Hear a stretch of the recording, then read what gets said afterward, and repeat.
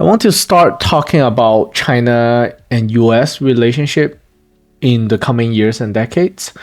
I think most of my foreign audience are quite familiar with US history.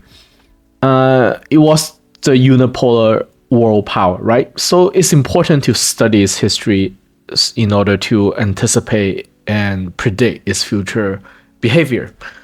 The history of China, however, I think it's a mystery to many. It is reasonable though. Why do you need to study the history of China? It was a minor power. It was too weak over the centuries, and there's no incentive to really dive into the history of China unless you are very interested into the culture and you're doing it for entertainment, for example. I remember I watched a video, I believe from Professor Jeffrey Sachs, who's a Chinese lover. Even he was stunned by how little he himself understands Chinese history. So I thought about how to do this. I need to tell the Chinese story in a way my audience to understand and to feel engaged and perhaps feel somehow relatable. So today I'm going to give you guys a condensed version of the rise and fall of Tang Dynasty, one of the most powerful and successful Chinese dynasty in Chinese history, and see if my audience can draw some similarity compared to today's United States. It took some time to put this together, so let's see how this goes. Let's start with Mr. Lu again. Mr. Lu is a financial economist in China. I feature him on my channel several times already.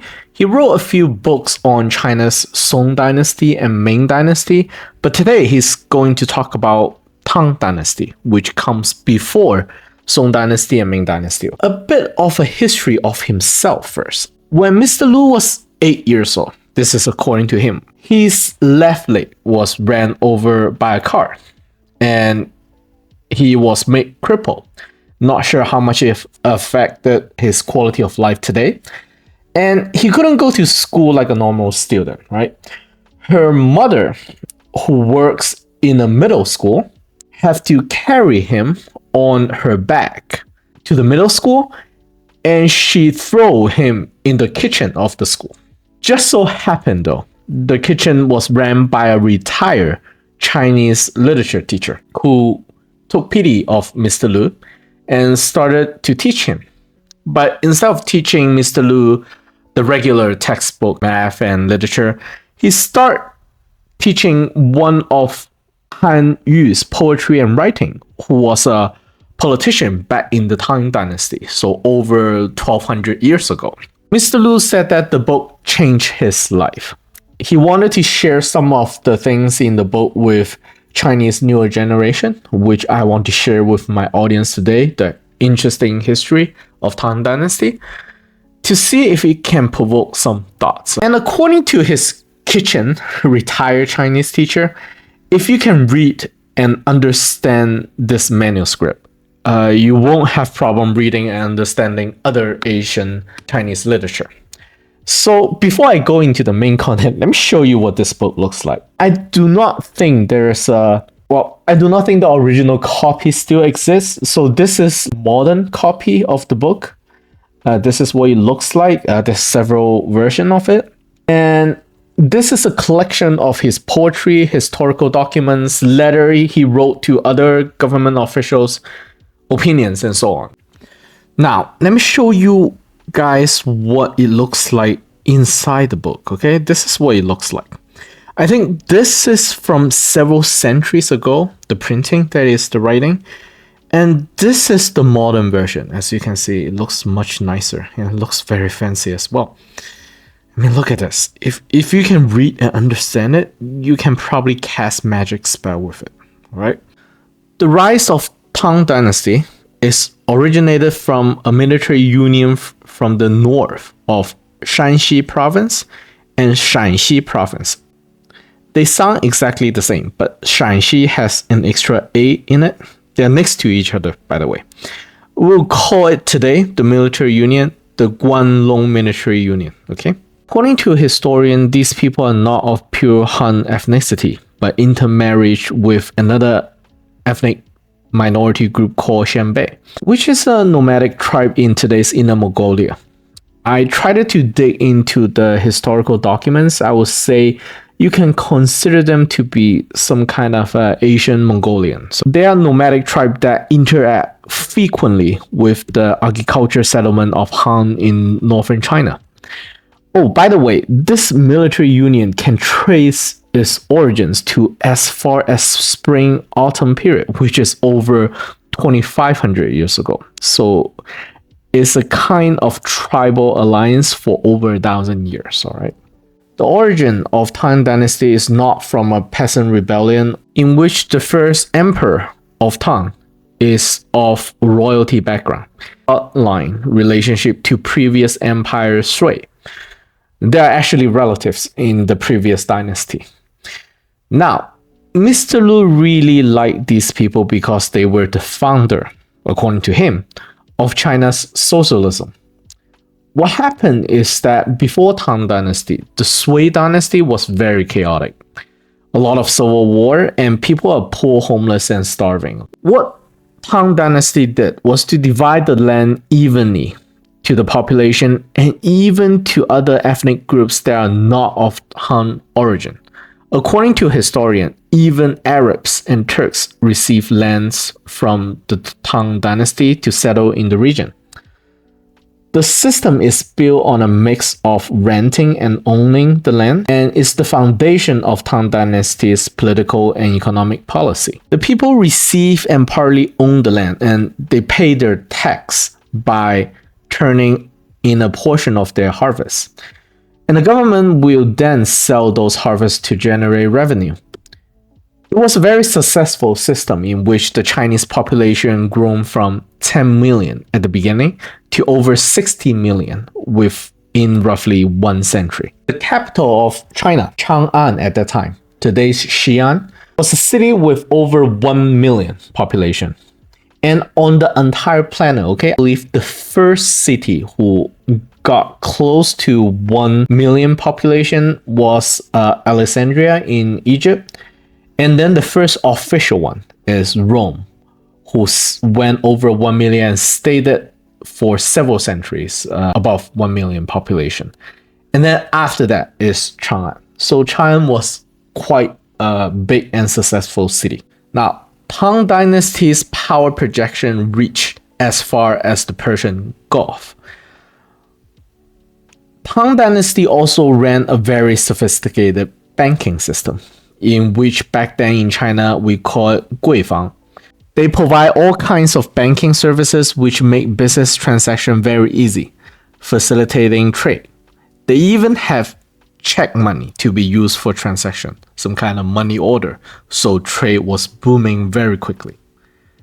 Now remember this banking system because we'll get back to it in this video. I think some of my audience now might know where I'm getting with this. Now to the main content of today's video. How did the Tang Dynasty fall? Well, it went through several stages. The turning point of Tang Dynasty, according to Mr. Lu, is roughly 100 years after the beginning of the Tang Dynasty. Well, it started perhaps even a bit earlier than that with Empress Wu Zetian. I think every Chinese knows her. She's the most famous female ruler in the entire history of China. The Chinese equivalent of, let's say, Queen Cleopatra or Catherine the Great or Queen Elizabeth in terms of fame. I will give you an extremely condensed version of the story. Empress Wu Zetian's family also traces its origin to the Guanlong military union, but her family is was somewhat at the lower level of the Guanlong military union with barely any power.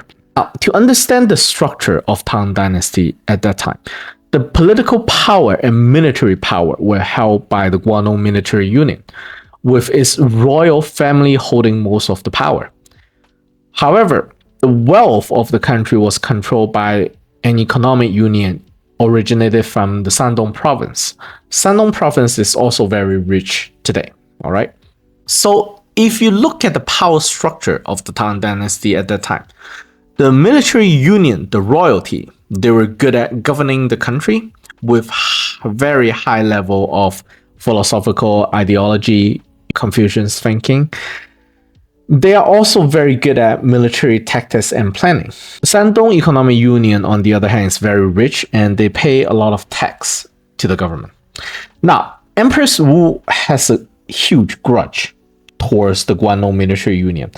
Not sure why. Maybe they didn't treat her family well. Maybe that's the reason. When she came to power, she went through a lot to suppress the power of the Guangdong military union and to consolidate her power. She leaned towards the support of the Shandong Economic Union. Now, this is just the first stage, initial stage, in which the founder of the country, the core of the governing body, was weakened. Now comes the second stage.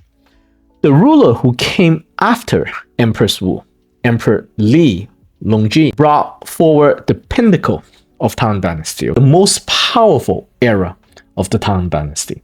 However, he made a fatal mistake during his time in power. He had a prime minister, another Mr. Li. They're not related, but just in case my audience get confused, I will name him, let's say, Prime Minister Littlefinger. Littlefinger from Game of Thrones. Prime Minister Li ran the country for 19 years. During his time in power, he completely destroyed the original economic system that was set up by the founder of Tang Dynasty, which the owner-renter of the land paid the empire is agriculture production as a form of tax. Prime Minister Li was considered today a libertarian. He believed that the Bank of China at that time shall not be controlled by the royalty or the central government. So he decided to privatize it and let his offspring inherit the banking sector, creating a form of monopoly banking system within his own family. And then the prime minister did something dramatic. Instead of having the people pay their tax by their harvest, he decided to ask them to pay money, coins issued by the central bank. Okay, here we go again. Money, okay? So this money, which is now monopolized by the Prime Minister Littlefinger's family, it can also be used to pay draft, to dodge draft. So when you pay money to avoid military service. This is when the corruption slowly set in, okay? After that, they start to play the money game and play with the interest rate of the bank. And what they did is what we call today quantitative easing and quantitative tightening. Hello, Janet Yellen. I bet you can trace Janet Yellen's bloodline all the way to Prime Minister Littlefinger here. Let me give you an example of what happened. When they increased the interest rate of the bank, money start to disappear from circulation. The farmers who try to pay their taxes, they used to just have to turn in part of their harvest, right? Let's say 100 kilogram of harvest and their taxation duty is complete. Now they have to do is to sell the harvest, which there's no money in the market. So they have to sell more in order to cover the tax. Usually during quantitative tightening, assets and commodity depreciate versus the money. And if they still cannot meet the taxation demand, they will have to sell their land, sell their house, and sell their kids in order to pay the debt. This is when large amount of land and private asset were consolidated into the hands of a few. The people are obviously not happy and wonder what's going on. And let me translate the manuscript, what Prime Minister Littlefinger said here to the people. You will own nothing and be happy. Heard that one before? Nah, I'm just kidding. Nobody know what he said, but obviously the people were not so happy. So during just a few decades, okay, large amount of the country's wealth were consolidated into the family of Prime Minister Littlefinger. And the regular people lost their land and lost their houses and were extremely mad. Okay, now with so much wealth in their hand, they started to feel a bit insecure, which is understandable, right? They started to fund and run their own army, private army. Now, the central government at the moment, they are unable to collect the tax because the Prime Minister Lee's family is screwing with the bank and with the interest rate. And they cannot afford a proper centralized military army. Instead, what the government do now is to rent an army, to hire a private army like the Wagner Group, private military contractors, okay? Well, who owns the army? Whoever pays them, right? Whoever can afford to pay them. Who has the money? Prime Minister Littlefinger, of course. So at this point, the military power and the banking sector form some kind of alliance, all right? And you know how stupid the empire was at the time? They assigned one of the biggest private army, the strongest, the most greedy one, to handle the security of the capital. What a brilliant idea, right? Now, anyone want to guess what happened next? Yes, a coup and a civil war. And Tang Dynasty went downhill from there. So going back to our poetry today, Mr. Han Yu, he was born after the Tang Civil War, and he wrote some very brilliant articles on how Tang Dynasty need to restore the government policy back to its original form. But it never really happened. And Tang Dynasty went downhill from there on. So in Chinese history, many dynasties rise and fall because of similar reasons. And Mr. Lu says that a long-lasting, successful dynasty or country or empire need to build on a sustainable and productive governing system. Well, times have changed and we are definitely in a more advanced era of human civilization, but you have to omit some of the striking similarity we're seeing here compared to United States. Okay, privatization of the central bank, is that the Rothschild moment in United States? Now, consolidation of wealth through the manipulation of the central bank and the interest rate. Is that something that's ongoing now? Well, it's been ongoing for several decades now. Weakening of the government body, original government body, that is, because money supply is being hijacked by the private entity. Are we seeing that also here in the United States? Weakening of the military and privatization of the military. I heard something about that too as well.